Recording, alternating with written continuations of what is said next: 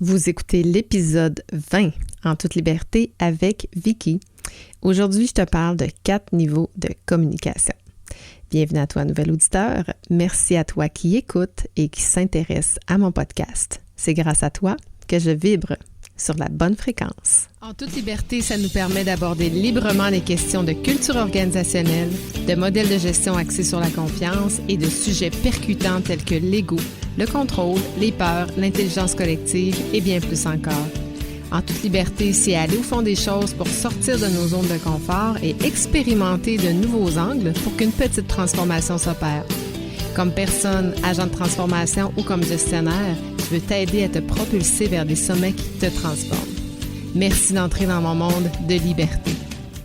Je me suis toujours intéressée à la communication, en fait, du moins depuis que je me souviens, là, probablement depuis que j'ai terminé ou pendant mes études, j'avais cet intérêt-là. D'ailleurs, c'est dans ma vie professionnelle un grand regret que j'ai de ne pas avoir fait le bac en communication. Je me suis surpris par la suite, là, je vais t'en parler un peu plus tard, mais tout ça pour dire, je me suis intéressée à ce sujet-là. Ma première job, j'accompagnais des jeunes décrocheurs qui avaient décroché du secondaire, donc qui n'avaient pas complété leur diplôme d'études secondaires, puis je les accompagnais à intégrer le marché du travail, donc je les formais, je les accompagnais, je les suivais, puis j'avais fait toutes sortes d'exercices avec eux autres, je me souviens notamment sur les perceptions, puis par la suite, un de mes premiers emplois professionnels a été dans un collège privé où on donnait des formations aux infirmières auxiliaires et aux étudiants en TI, en informatique, en TI, technologie de l'information. Et à travers ça, il y avait un cours de communication, puis les gars, je veux dire les gars, il y avait quelques filles au travers, mais ils détestaient ce cours-là parce qu'ils trouvaient ça archi plate. Puis là, on m'avait proposé ce mandat-là au collège CDI pour venir donner ce cours-là.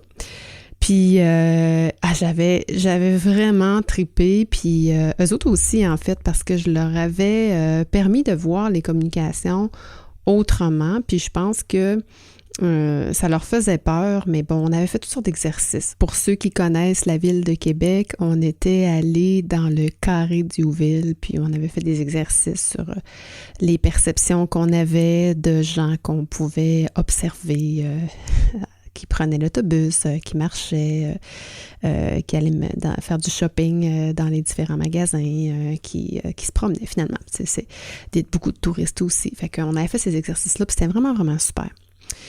Tout ça pour dire que quand j'ai commencé ma maîtrise en 2003 peut-être, 2003-2004, ben je me trouvais bien hot parce que j'avais déjà utilisé des notions de communication. Puis je me demandais bien, alors que j'ai entamé cette maîtrise-là avec le premier cours qui portait sur la communication, je me demandais bien qu'est-ce qu'on allait bien apprendre de nouveau sur les communications parce que je me pensais quand même pas pire.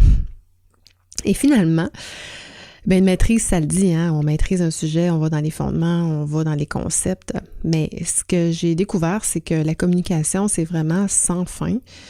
Et plus t'en sais, moins t'en sais, en fait. C'est un peu ça. Plus tu découvres que tu sais pas grand-chose, finalement, tu connais pas grand-chose. Fait que, écoute, j'ai envie de te partager aujourd'hui parce que je suis en train de terminer l'enregistrement de ma formation sur la communication, puis vraiment, c'est ma deuxième formation en ligne que j'enregistre. Je suis vraiment fière. Je suis contente du résultat, je suis contente du rendu. Je suis contente de ma performance aussi, puis je suis contente de la façon que j'ai exploité le sujet. Mais il y a 4 niveaux de communication que moi, j'observe. Si tu cherches sur Google, tu trouveras probablement pas ces 4 niveaux-là, mais c'est ceux que j'observe. Je les aborde pas tous dans ma formation, mais j'en vois 4 tout de même. Je te les nomme, puis après, je vais te décrire un peu ma façon de voir chacun de ces niveaux-là. D'abord, il y a la communication 101, qui est les communications relationnelles. la communication 102, qui est la communication consciente, la communication 103, qui est la communication organisationnelle, et la communication 104, qui est la communication stratégique institutionnelle.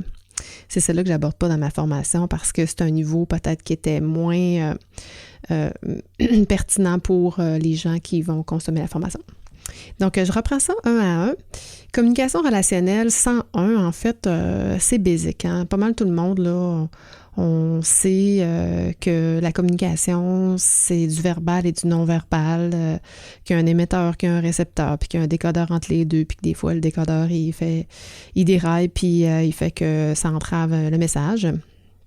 Mais c'est beaucoup dans l'utilisation des mots, de nos gestes, de nos intonations.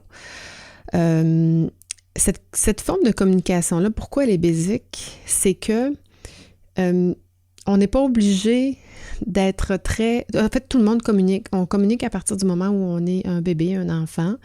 On communique avec les animaux, hein, qui n'ont pas nécessairement une intelligence ni intellectuelle, ni émotionnelle très élevée, mais on arrive quand même à apprendre des mots, apprendre, tu sais, comme nos chiens, nos chats. Je pense à mon chien quand je lui dis « Good girl, bravo Zora, c'est beau ».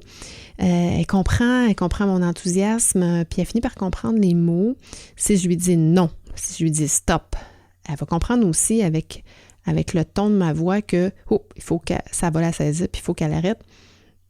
Ça va être la même chose si j'utilise exactement les mêmes mots avec une personne qui ne parle pas ma langue.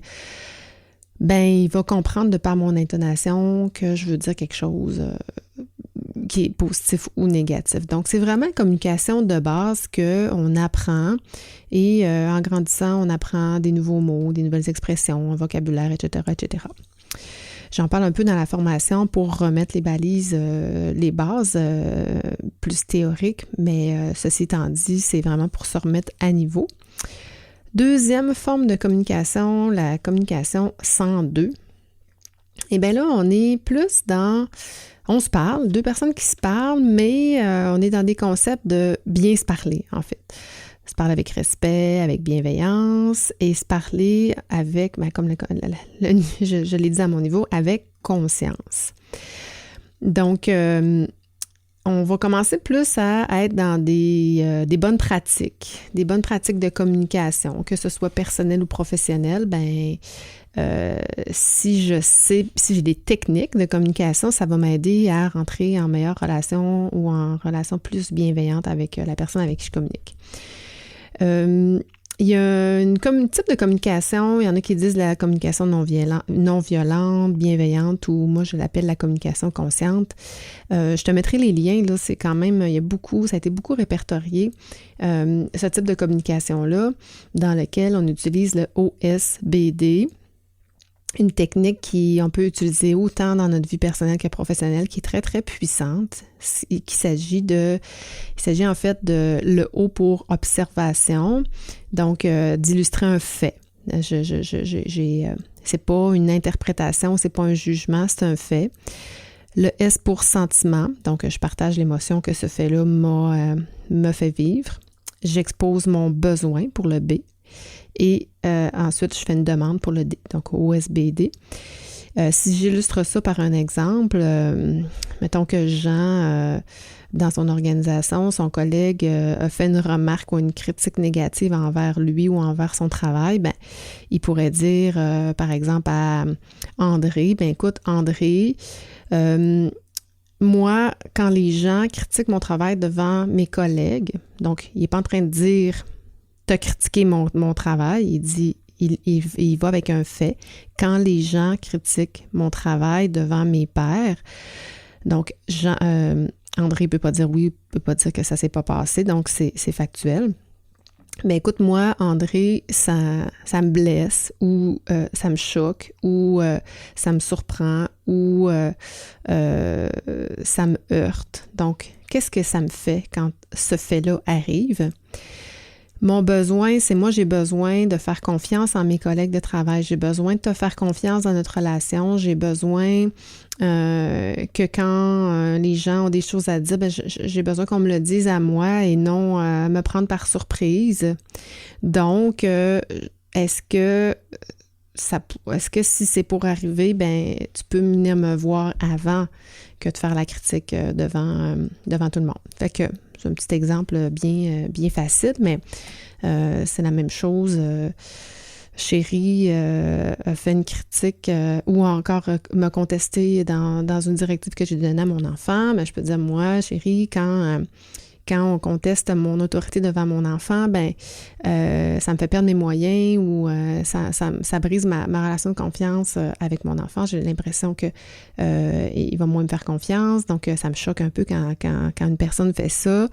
J'ai besoin qu'on fasse équipe ensemble, qu'on soit en collaboration. Donc, peux-tu venir me le dire après, puis on prendra entente, puis au pire, on reviendra à notre enfant ensemble. Donc, un petit exemple aussi qui t'est sûrement déjà arrivé si tu as des enfants avec ton conjoint, ta conjointe. Maintenant, communication 103. Alors là, ça se complique un peu, la communication organisationnelle.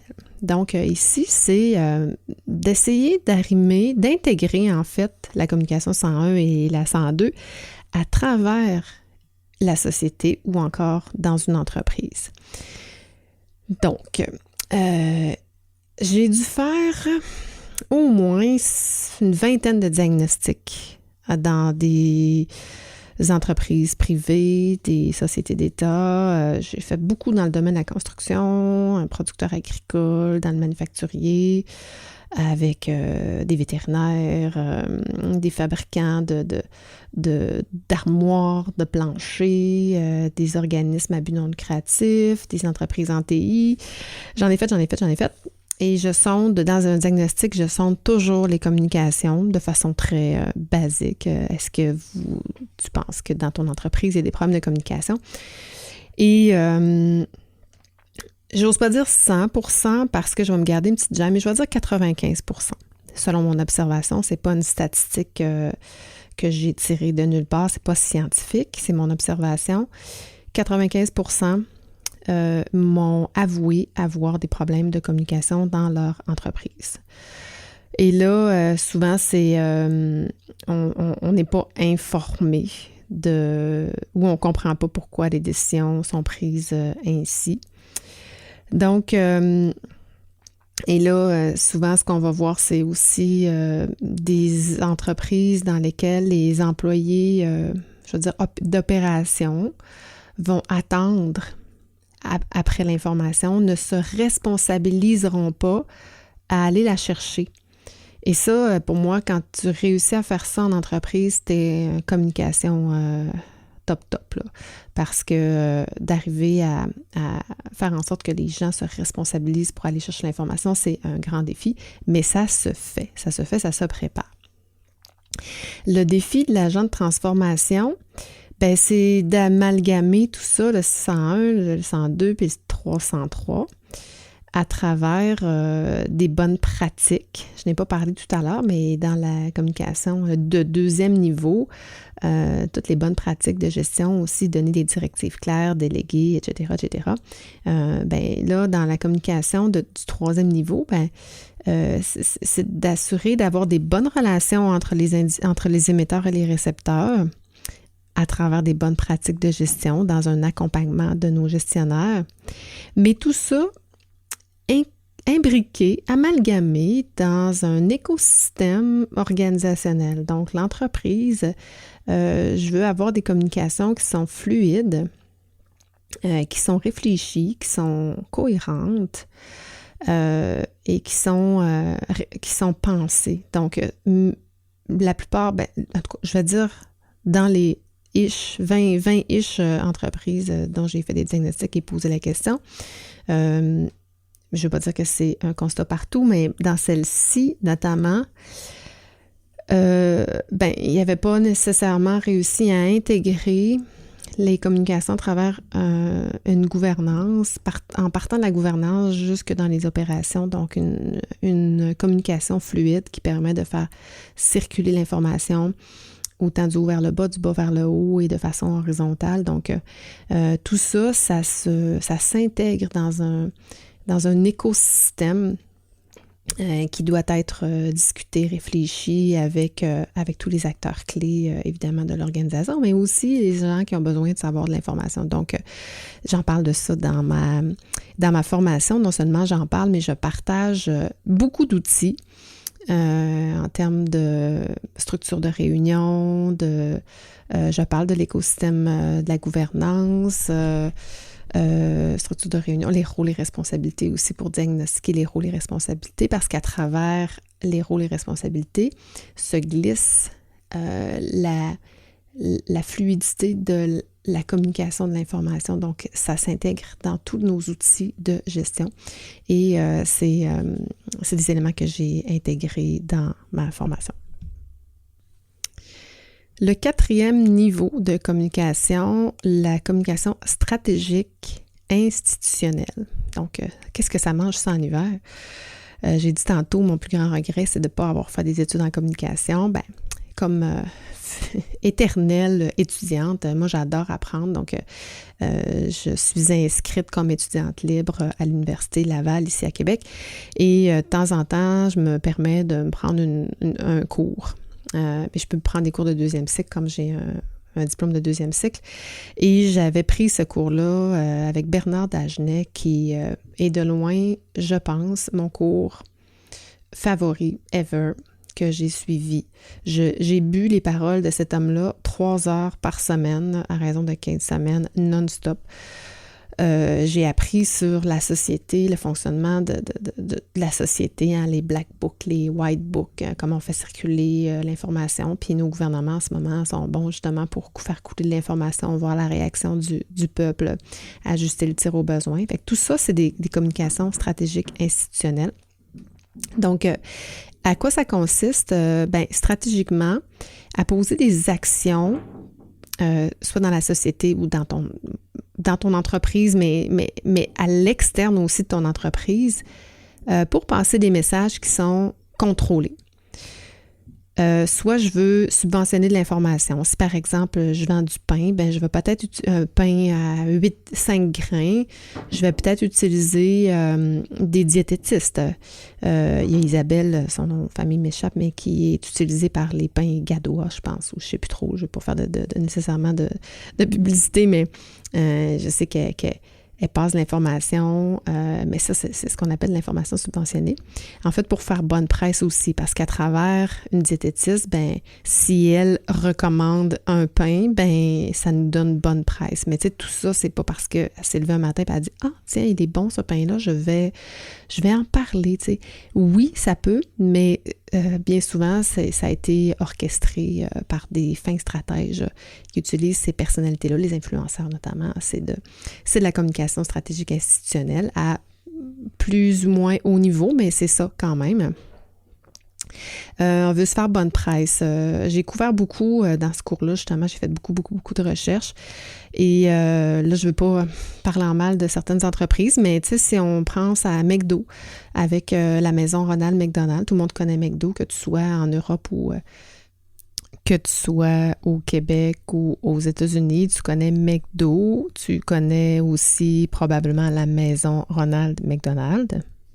Tout le monde sait que manger du McDo, c'est pas bon pour la santé, tu sais. Puis les enfants qui en mangent trop, ça crée des problèmes d'obésité, des problèmes de cholestérol, de diabète, etc., etc. Alors, pour à la fois se donner bonne conscience, mais aussi pour rediriger les paradigmes ou les préjugés qu'on a envers ce type de restaurant-là, il redonne à la société, mais tout ça, c'est stratégiquement réfléchi par des fins stratèges.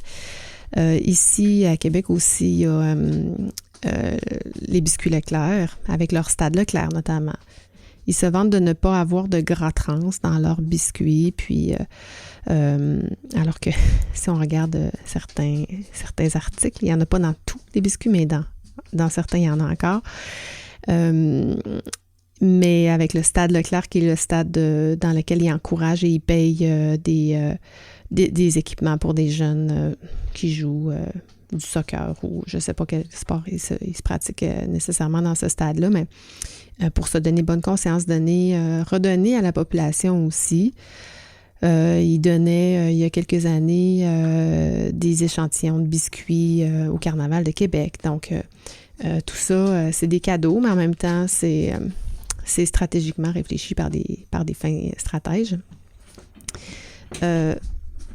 Tous les dons aussi faits à des œuvres caritatives sont aussi, c'est de la communication stratégique institutionnelle parce que ça donne bonne figure que de donner un montant à une cause pour les enfants, pour les gens plus démunis de la société finalement. Quand on sait qu'en donnant des dons, on a un retour d'impôt en contrepartie, donc ça permet aux compagnies stratégiquement de sauver des impôts, mais de faire bonne presse. Puis tout ça, c'est loi, puis c'est que du positif quand on regarde ça, parce que le stade Leclerc, la mission du Stade Leclerc est excellente. La mission de la Maison Ronald McDonald aussi, les dons pour les œuvres caritatives, c'est parfait, ça donne du souffle à ces organismes-là. Mais les entreprises ne le font pas gratuitement. Donc, voilà. Il y a le principe, puis je ne vais pas m'éterniser là-dessus, mais il y a tout le principe de la transparence aussi à travers la stratégie institutionnelle. Transparence étant, ce que je dis, c'est vrai, mais ça ne veut pas dire que je dis tout. Un peu, je pense. C'est mon opinion personnelle, puis ça n'en tient qu'à moi, mais je pense qu'on nous dit pas tout, mais qu'on est transparent dans la mesure où, en ce moment, avec la pandémie, je vais préciser, mais on nous dit pas tout, mais ce qu'on nous dit, c'est vrai. Moi, c'est mon feeling. Et pourquoi on nous dit pas tout? Pour différentes raisons. Bonnes ou mauvaises, elles peuvent être très bonnes. Peut-être que la société n'est pas prête à les entendre ou peut-être parce que ça nous ferait peur ou pour différentes raisons, mais on est quand même transparent avec nous. Donc, le principe de la transparence pour les entreprises, c'est de dire, mens pas, mais tu n'es pas obligé de tout dire. Donc, quand quelqu'un te dit qu'il est transparent, ça ne veut pas dire qu'il te dit tout. Alors, voilà, écoute, si jamais tu as des intérêts, parce que j'en parle pas dans ma formation, comme je disais, je trouve que c'est un niveau peut-être qui était moins pertinent pour le scope de la formation, mais si jamais tu as un intérêt, dis-le moi, puis si tu souhaites que j'en parle peut-être un peu plus dans un prochain épisode, ça me fera plaisir là, de faire un peu plus de recherche puis te donner plus de stratégie. Si tu souhaites aussi être informé du lancement de ma formation, je vais te donner des liens aussi dans les notes d'épisode. Là, tu pourras juste me le faire savoir. Alors, je m'assurerai de te tenir au courant de ça. Sache que cette formation-là, je vais la lancer officiellement en mars à travers l'événement, le parcours propulsion, puis c'est ce qui m'a forcé aussi à enregistrer puis à circonscrire mes idées, à sortir mes outils, à mettre ça dans une formation, à les expliquer, tout ça. Puis je suis vraiment contente que l'événement me pousse à le faire parce que ça faisait au moins 2 ans que je souhaitais enregistrer cette formation-là.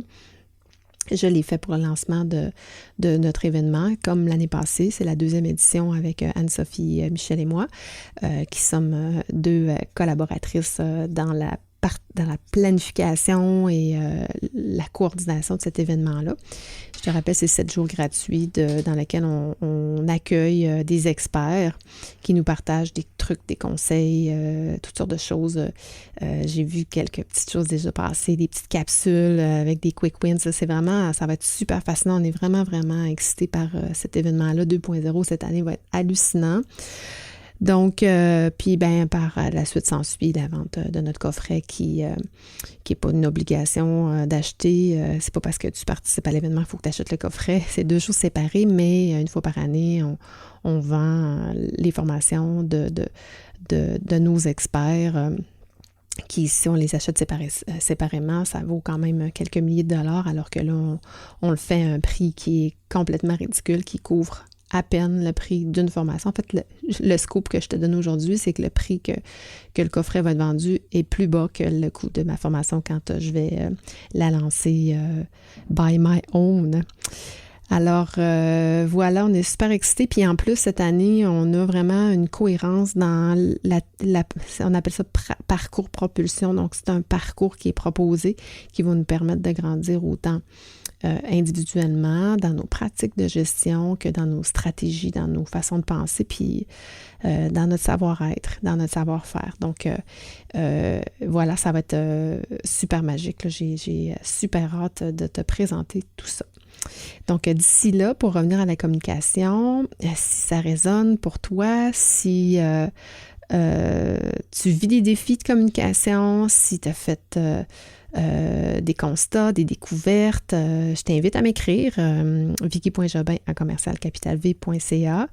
Tu peux aussi l'écrire dans tes différents réseaux sociaux, tag-moi, réponds à mon courriel. Tu peux même mettre des notes d'épisode avec la plateforme que tu utilises pour écouter le podcast. Alors voilà, j'espère que ça t'a plu aujourd'hui. Je te dis ciao, ciao! Cette chanson, elle est pour nous. Une chose d'amour et de liberté.